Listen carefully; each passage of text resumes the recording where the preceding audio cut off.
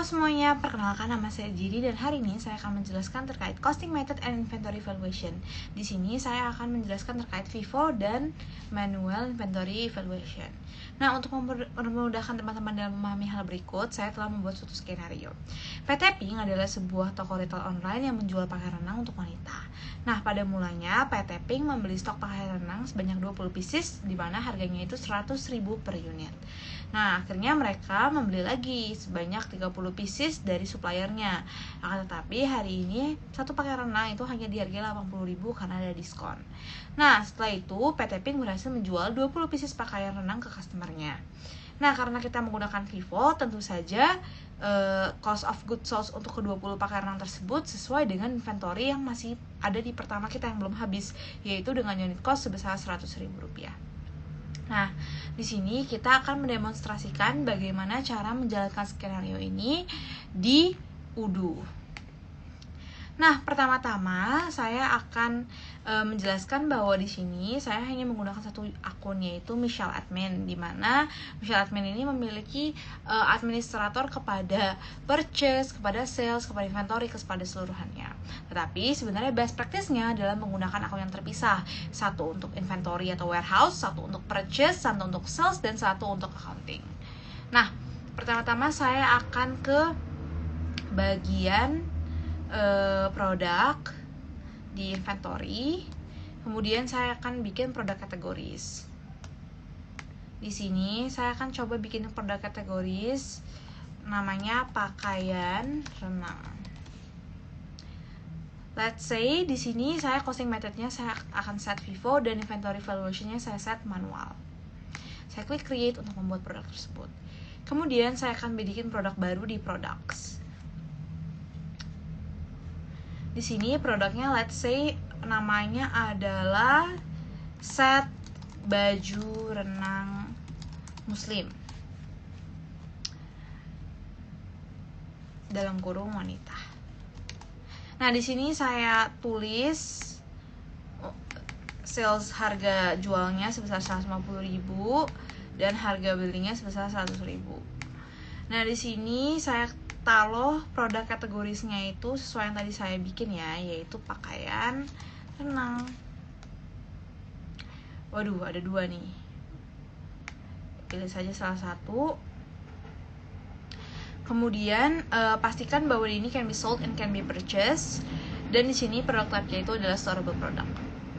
Setelah selesai, saya klik create saja. Nah, di produk sini bisa dilihat bahwa set pakaian renang muslim wanita ini sudah terbentuk, di mana kita kan belum punya barang nih, makanya 0 units on hand. Nah, udah sesuai. Pertama-tama kita akan melakukan beli barang nih dari supplier, yaitu kita akan melakukan proses procure to pay. Kita ke bagian purchase, kemudian kita bikin RFQ baru, di mana vendornya di sini saya set sebagai Anita Oliver, dan di sini saya tulis produknya itu set baju renang muslim wanita tadi dengan kuantitinya sebanyak 20 sesuai dengan skenario, unit price sebanyak 100.000 dan nggak pakai tax, sehingga subtotalnya 2 juta. Di sini sebenarnya saya bisa aja send RFQ-nya ke Anita Oliver, kemudian tapi for simplicity di sini let's say kita udah deal sama vendornya atau Anita Oliver, kemudian kita bisa confirm order untuk mengubahnya menjadi purchase order. Nah, setelah situ saya klik receipts untuk menandakan bahwa di sini saya sudah menerima barang yang sudah saya beli tadi, kemudian saya validate RFQ-nya. Sampai dan kita akan balik ke purchase order, kemudian kita klik create bill untuk membuat vendor bill. Nah, di sini masih draft bill ya, karena kita harus masukin dulu bill date-nya ke tanggal hari ini. Kemudian kita klik confirm supaya bisa kita bayar dengan tombol register payment. Di sini saya bayar lewat bank BE 151000875. Ya, saya bayar aja lewat bank ini. Saya create. Di sini udah paid, yang artinya sudah dibayar. Kita bisa ke products lagi untuk cek apakah sudah masuk. Namanya adalah set baju renang wanita. Nah, on hand-nya udah dilihat ya, ada 20 unit yang tadi kita beli. Kemudian kita akan beli lagi nih sesuai dengan skenario, tapi kali ini kita beli lagi 30 pieces dengan harga 80.000 per pieces. Kita bikin RFQ lagi untuk vendor tadi, Anita Oliver. Terus kita add produk, produknya adalah set baju wanita. Quantity-nya 30 dan unit price-nya seperti yang sudah kita define 80.000. Diskon. Tidak pakai tax sehingga harganya itu 2,4 juta. Kita langsung aja confirm order, nggak usah kita send by email dulu. Kemudian di receipts kita klik dan kita akan menerima 30 barang yang kita beli. Kemudian kita validate buat buktiin bahwa kita udah nerima. Kita ke purchase order untuk kita create vendor bill. Nah, seperti biasa bill date-nya kita set hari ini dan kita confirm untuk mengubahnya jadi dari draft jadi vendor bill. Kemudian kita register payment untuk membayar. Kita bayar lewat jurnal bank yang sama. Udah paid, kita bisa cek lagi di products, di set yang tadi bahwa nah sekarang units on hand-nya udah ada 50 ya. Nah sekarang sudah mulai kita akan menjual 20 pieces dari set baju renang muslim wanita ini. Kita bisa ke sales untuk bikin quotation. Kita let's say kita jual ke Audrey Peterson. Nah di sini payment terms-nya immediate payment aja, langsung dibayar. Kemudian produknya kita add set baju renang wanita, quantity-nya 20.000. Di sini kita jual satunya itu satu piecesnya itu 150.000 rupiah. Totalnya adalah 3 juta rupiah. Nah, di sini saya klik create quotation.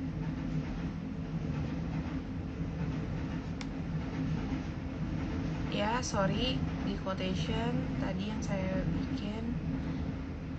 Nah, di sini bisa udah ada quotation-nya dikirim, bisa dikirim again, bisa kita kirim lewat email ke customer-nya, tapi di sini langsung saya confirm saja. Setelah kita udah deal nih sama Audrey Peterson dan di sini saya confirm aja langsung buat ngebayar jadi sales order. Nah, lihat di delivery. Let's say di delivery kita udah bikin delivery-nya di sini udah 20 di quotation-nya. To be sure kita ke inventory. Nah, delivery orders. Nah, di sini Audrey Peterson ada nih. Nah, kita dari sini kita delivery order kita set dan 20. Kemudian kita validate. Nah, udah done. Kita ke sales lagi tadi. Kita ke Audrey Peterson. Nah, di sini, dilihat delivery-nya sudah done ya. Di sini dikirim dari dikirim inventory. Kemudian kita create invoice supaya bisa dibayar oleh customer kita. Regular invoice. Di sini kita taruh invoice date-nya hari ini dan kita confirm saja. Nah, kemudian setelah selesai udah terbentuk customer invoice, ceritanya udah dibayar sama customer, kita langsung aja register payment. Di sini jurnalnya ke Bank BNI, dibayar ke Bank BNI yang tadi.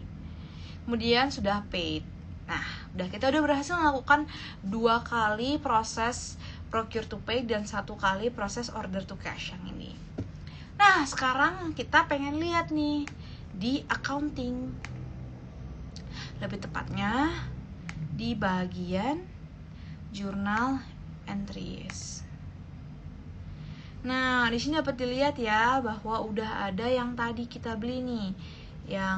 Yang ini yang beli pertama ada di kita debit kredit, kita beli 2 juta 20 pieces pakaian tadi. Kita bisa cek juga paymentnya yang tadi kita bayarkan. Kemudian kita di sini juga udah ada yang kita beli kedua 2,4 yang kita beli kedua tadi. Terus di sini juga udah ada yang pertama nih yang kita kirimkan, kita jual ke Audrey Peterson jadi 3 juta ini. Nah begitu. Kenapa ini kayak begini doang? Karena di sini kita manual, jadi kita nggak ada. Di sini juga ada nih yang buat pembayaran yang tadi itu, tapi di sini semuanya masih manual karena kita pilih manual tadi. Kalau sebenarnya kita milih otomatis, kita bisa aja nih di create kayak stock valuationnya. Jadi kita bisa lihat nih tadi secara FIFO kayak cost of goods sold-nya berapa, kita bisa lihat kayak proses FIFO di dalamnya gitu. Tapi kalau ini kita harus buat secara manual journal entries-nya. Kayak kita juga bisa bikin journal items-nya gitu manual. Nah gitu kalau misalnya manual. Nah cuma buat buktiin aja, mungkin kita bisa ke bagian inventory lagi. Kita bisa cek di products yang tadi kita lihat, yaitu set baju orang muslim. Nah di sini kita punya 30 unit. Nah perlu diperhatiin, sebenarnya tadi pas kita cek pertama kali itu costnya itu 100.000, walaupun kita pas kita beli 20 kan quantity on hand-nya itu jadi costnya 100. Pas kita beli lagi tambah 30, on hand-nya itu 50 dan cost-nya itu masih 100. Karena kita cost ini adalah ngikutin costing method yang pernah kita define tadi, yaitu FIFO gitu. Nah, tapi setelah terjual 20, berarti kan cost yang unit dengan unit cost 100 itu kan udah habis terjual semua. Makanya di sini cost-nya berubah secara otomatis jadi 80.000. Nah, makanya kalau teman-teman nanti misalnya jual sesuatu lagi, misalnya di sale kita jual something, misalnya kita jual ke Audrey Peterson lagi, dapat dilihat bahwa di sini harganya, harga unit price-nya tetap 150.000 ya, tapi cost of goods sold-nya itu berubah dari yang tadinya 100 jadi 80 karena produk atau barang yang kita beli dengan harga 100.000 ini sudah habis terjual semuanya karena first in first out. Nah kira-kira seperti itu aja materi kita untuk first in first out dan manual inventory valuation. Semoga teman-teman dapat mengerti ya materi yang tadi saya jelaskan, dan apabila ada pertanyaan, I'm happy to help you guys if you guys will just ask me in the comments down below. Thank you semuanya untuk menonton video ini, semoga video ini bermanfaat bagi kalian semua.